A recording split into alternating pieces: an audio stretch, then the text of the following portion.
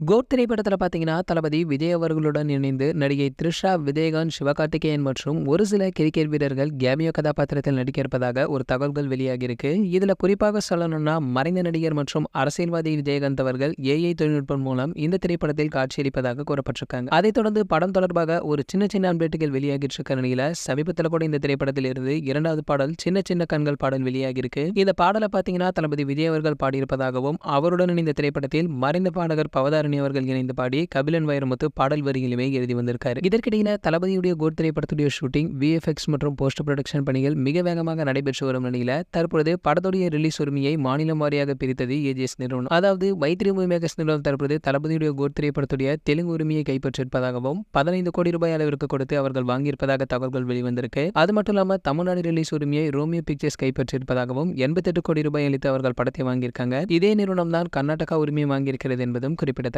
சரி, ஓகே, இது போன்ற நம்ம தளபதி பற்றி வெளியாகும் அனைத்து செய்திகளை நீங்க உடனே தெரிஞ்சுக்க நம்மளுடைய செய்தி துளிகள் நம்ம சேனலை சப்ஸ்கிரைப் பண்ணிக்கங்க. பக்கத்தில் உள்ள பெல் ஐக்கானை கிளிக் பண்ணிட்டீங்கன்னா நீங்க நம்ம வீடியோவை மிஸ் பண்ணாம பார்க்கலாம்.